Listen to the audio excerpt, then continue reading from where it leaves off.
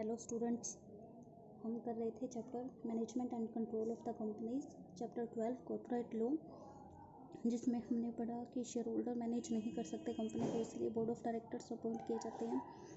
Board of director manage करते हैं company को, तो ओनरशिप एंड मैनेजमेंट डिफरेंट होती है कंपनी में। हमने पढ़ा different types of the director. आज का हमारा टॉपिक है अपॉइंटमेंट ऑफ डायरेक्टर। डायरेक्टर्स की अपॉइंटमेंट कौन करता है? जैसे कि हमने पढ़ा कि कोई भी कॉर्पोरेट बॉडी या कोई भी फर्म डायरेक्टर नहीं हो सकती, एक इंडिविजुअल ही डायरेक्टर होता है। तो डायरेक्टर को अपॉइंट करने के काफ़ी तरीके हैं। फर्स्ट करेंगे हम बाय द प्रमोटर्स। सबसे पहले जो फर्स्ट डायरेक्टर होते हैं कंपनी के, वो अपॉइंट करते हैं प्रमोटर। लेकिन अगर आर्टिकल में ऐसा कुछ नहीं कहा गया, तो जो मेमोरेंडम के सिग्नेचरीज हैं, यानी कि जिन्होंने मेमोरेंडम पे हस्ताक्षर किए हैं, जो सब्सक्राइबर है, वही फर्स्ट डायरेक्टर माने जाते हैं। फर्स्ट डायरेक्टर का कार्यकाल पहली जनरल मीटिंग तक ही होता है, और पहली जनरल मीटिंग में फर्स्ट डायरेक्टर रिटायर हो जाते हैं। फिर उसके बाद उस जनरल मीटिंग में उनको रीअपॉइंट भी किया जा सकता है, या कोई और उनकी जगह नया अपॉइंट किया जा सकता है। तो फर्स्ट है बाय प्रमोटर, ठीक है। प्रमोटर अपॉइंट करेंगे डायरेक्टर, या तो अगर आर्टिकल में कुछ नहीं कहा गया तो जो सब्सक्राइबर है मेमोरेंडम के, वही डायरेक्टर माने जाएंगे। तो ये जो भी होंगे, ये फर्स्ट डायरेक्टर होंगे। इनका कार्यकाल पहली एनुअल जनरल मीटिंग तक होगा। सेकंड करेंगे by the share holder in the general meeting. अब क्या होगा, जो टेन्योर था, जो ऑफिस था पहले डायरेक्टर का, वो पहली जनरल मीटिंग तक था। तो जो पहली जनरल मीटिंग जब होगी, तो शेयर होल्डर उस जनरल मीटिंग में या तो फर्स्ट डायरेक्टर को ही दोबारा रीअपॉइंट कर लेंगे, या फिर उनकी जगह कोई नया अपॉइंट कर लिया जाएगा। मतलब शेयर होल्डर मीटिंग्स में अपॉइंट करेंगे डायरेक्टर। शेयर होल्डर जब मीटिंग में अपॉइंट करते हैं, तो कोई भी अगर पब्लिक कंपनी है, देखो पब्लिक कंपनी और उसकी सब्सिडरी प्राइवेट कंपनी। सब्सिडरी देखो, होल्डिंग कंपनी होती है और सब्सिडरी कंपनी होती है। होल्डिंग कंपनी वो कंपनी होती है जिसने किसी दूसरी कंपनी के 50% से ज़्यादा शेयर लिए हुए हैं, तो वो होल्डिंग कंपनी हो जाएगी। और जिसके शेयर लिए हुए हैं, वो सब्सिडरी कंपनी हो जाएगी। तो जब भी डायरेक्टर अपॉइंट किए जाते हैं, तो कोई भी पब्लिक कंपनी या उसकी सब्सिडरी प्राइवेट कंपनी, ये पब्लिक ही मानी जाएगी। इसमें 2/3 जो टोटल डायरेक्टर हैं, उसके 2/3 रिटायर होते हैं बाय रोटेशन। बाय रोटेशन का मतलब हर साल टोटल डायरेक्टर का 2/3 रिटायर होता है जनरल मीटिंग में। और बाय रोटेशन का मतलब है जिन्होंने सबसे ज़्यादा लॉन्गेस्ट सर्व किया है। लॉन्गेस्ट सर्व का मतलब रिटायर कैसे होंगे, जो सबसे ज़्यादा पहले से लगे हुए हैं। जो पहले लगे हुए हैं वो पहले रिटायर हो जाएंगे, यानी कि कोई 5 साल से लगा हुआ है, कोई 1 साल से लगा हुआ है, तो जो 5 साल वाला है वो रिटायर होगा। 2/3 टोटल डायरेक्टर के रिटायर होंगे बाय रोटेशन से। कौन सी कंपनी में? पब्लिक कंपनी या उसकी सब्सिडरी प्राइवेट कंपनी हो, ठीक है। इसका मतलब जो 1/3 डायरेक्टर होते हैं वो परमानेंट होते हैं, वो रिटायर नहीं होंगे बाय रोटेशन से, वो रिटायर नहीं होंगे। इसके अलावा जो प्राइवेट कंपनी है, मतलब इंडिपेंडेंट प्राइवेट कंपनी, यानी कि जो सब्सिडरी नहीं है किसी की, इंडिपेंडेंट प्राइवेट कंपनी होती है, उसमें सारे डायरेक्टर परमानेंट हो सकते हैं। यानी कि कोई ज़रूरी नहीं है वहाँ रिटायर बाय रोटेशन 2/3 1/3 ऐसा कुछ नहीं, वो सारे डायरेक्टर क्या हो सकते हैं? परमानेंट। और जो डायरेक्टर रिटायर होंगे, अभी आपको बताया कि जो सबसे ज़्यादा लॉन्गेस्ट ऑफिस में होंगे वो रिटायर होंगे। और जब जिस जनरल मीटिंग में डायरेक्टर रिटायर होते हैं, उसी जनरल मीटिंग में कोई नया डायरेक्टर या उसी रिटायरिंग डायरेक्टर को अपॉइंट कर लिया जाता है। लेकिन अगर उसी जनरल मीटिंग में किसी भी डायरेक्टर को अपॉइंट नहीं किया गया, या वैकेंसी जो खाली हुई है उसको हम पूरा नहीं कर पाए हैं, तो वो मीटिंग अर्जेंट हो जाती है, यानी कि पोस्टपोन हो जाती है। आपको बताया मीटिंग अर्जेंट हो जाती है, तो वो सेम डे, अगले सप्ताह, उसी दिन उसी टाइम, अगले सप्ताह वो उसी जगह पे होती है। अर्जेंट मीटिंग में भी अगर हमने कोई डायरेक्टर जो रिटायर हुआ था, उसकी जगह कोई अपॉइंट हम नहीं कर पाए हैं, तो जो डायरेक्टर रिटायर हुआ है वही अपॉइंटेड माना जाएगा दोबारा ही, ठीक है। देखो क्या होता है, शेयर होल्डर ने डायरेक्टर रिटायर हुए, 2/3 रिटायर बाय रोटेशन, तो जो जनरल मीटिंग होती है जिसमें वो रिटायर होते हैं, उसी जनरल मीटिंग में उन रिटायर की जगह या तो उन्हीं को अपॉइंट कर लो दोबारा, या किसी और को डायरेक्टर अपॉइंट करना जरूरी होता है। लेकिन अगर मान लो उस मीटिंग में डायरेक्टर रिटायर नहीं कर पाए हैं, या नहीं हुआ कोई डायरेक्टर अपॉइंट, तो क्या होगा, वो मीटिंग अर्जेंट हो जाएगी। Next week same day same जगह सेम टाइम पे होगी।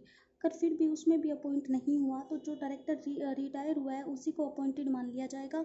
लेकिन कुछ एक्सेप्शन है, अगर उसको अपॉइंटेड कब माना जाएगा, अगर वो क्वालिफाइड नहीं है तो उसको अपॉइंट नहीं कर पाएंगे दोबारा, या फिर उसने अपनी खुद ही कहा है कि मैं दोबारा अपॉइंट नहीं होना चाहता, यानी कि अनविलिंगनेस, यानी कि उसने अपनी इच्छा जाहिर की है कि मुझे नहीं अपॉइंट होना, तो वो नहीं अपॉइंट होगा। या फिर उसको अपॉइंट करने के लिए किसी तरह का रेजोल्यूशन किया गया था और वोट मांगे गए थे, लेकिन वो रेजोल्यूशन फेल हो गया, तो वो दोबारा अपॉइंट नहीं हो सकता। क्लियर। यानी कि वो रिटायरिंग डायरेक्टर ही अपॉइंट हो जाता, लेकिन वो कब अपॉइंट नहीं माना जाएगा, अगर उसको अपॉइंटमेंट के लिए पहले पिछले मीटिंग में कोई रेजोल्यूशन रखा गया लेकिन वो रेजोल्यूशन लॉस्ट हो गया, यानी कि फेल हो गया वो रेजोल्यूशन, या फिर उसने अपनी ही विलिंगनेस जाहिर की कि मुझे अपॉइंट नहीं होना है दोबारा, या फिर वो डिसक्वालीफाइड हो गया तो वो दोबारा अपॉइंट नहीं होगा। और जो पर्सन रिटायरिंग डायरेक्टर नहीं है वो भी अपॉइंट किया जा सकता है। उसको एक नोटिस देना पड़ेगा कंपनी को अपनी इच्छा जाहिर करने के लिए कि मैं डायरेक्टर के रूप में अपॉइंट होना चाहता हूँ, साथ में 1 लाख रुपए फीस के रूप में डिपॉजिट करवाने पड़ेंगे। अगर वो डायरेक्टर के रूप में सेलेक्ट हो गया तो वो फीस उसको वापस मिल जाएगी, नहीं वो फीस कंपनी फॉरफिट कर लेगी। ठीक है।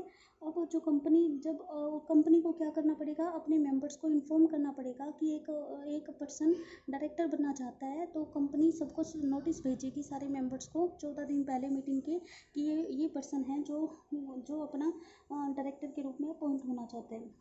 वो नोटिस हर एक इंडिविजुअल मेंबर को देगी नोटिस कंपनी 14 दिन पहले मीटिंग के, ताकि जब 14वें दिन मीटिंग हो तब उनको पता हो कि कौन डायरेक्टर बनना चाहता है, तो उस पर वोटिंग होगी तो वो पहले ही सोच विचार कर ले। इसलिए 14 दिन पहले एक नोटिस हर एक इंडिविजुअल शेयर होल्डर को देना पड़ता है कंपनी को नोटिस।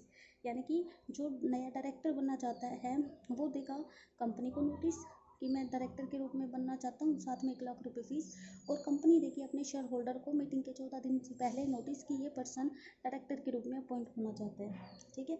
अगर कंपनी इंडिविजुअल मेंबर्स को नोटिस नहीं देती है तो वो तो न्यूज़पेपर में सर्कुलेट कर देगी। न्यूज़पेपर में सर्कुलेट करने का मतलब है कि वो उन शेयर होल्डर तक पहुँच गया तो कोई ज़रूरी नहीं है। फिर हम करेंगे third, appointment by the board of director.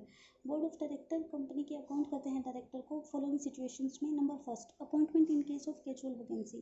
Casual vacancy वो होती है जब आपका मान लो डायरेक्टर 5 साल के लिए थे आप, लेकिन 5 साल से पहले ही अगर आप क्या हो जाते हैं किसी तरीके से डायरेक्टर नहीं रहते, 5 साल से पहले ही आप डायरेक्टर नहीं रहते। डायरेक्टर कैसे, मान लो कि डेथ हो जाती है, कि रेजिग्नेशन दे दिया, डिसक्वालीफाइड हो गए, तो डायरेक्टर अगर आप नहीं रहे तो अपॉइंट करेंगे बोर्ड ऑफ डायरेक्टर उसके स्थान पर।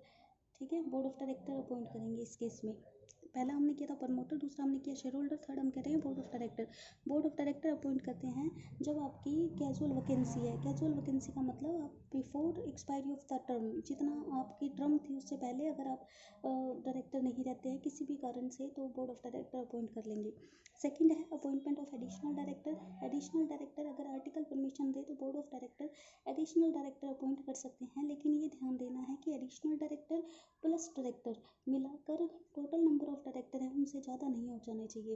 यानी कि बोर्ड ऑफ डायरेक्टर में टोटल कितने डायरेक्टर होने चाहिए, उससे ज़्यादा नहीं हो जाने चाहिए डायरेक्टर प्लस एडिशनल डायरेक्टर मिला के। और एडिशनल डायरेक्टर जो होंगे वो नेक्स्ट एनुअल जनरल मीटिंग तक ही होंगे। ठीक है। नेक्स्ट करेंगे अपॉइंटमेंट ऑफ अल्टरनेटिव डायरेक्टर।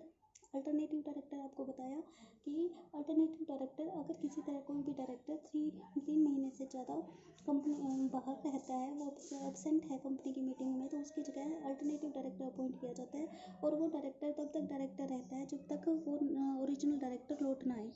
तो ये भी अपॉइंट करते हैं बोर्ड ऑफ डायरेक्टर। नेक्स्ट करेंगे अपॉइंटमेंट ऑफ नॉमिनी डायरेक्टर।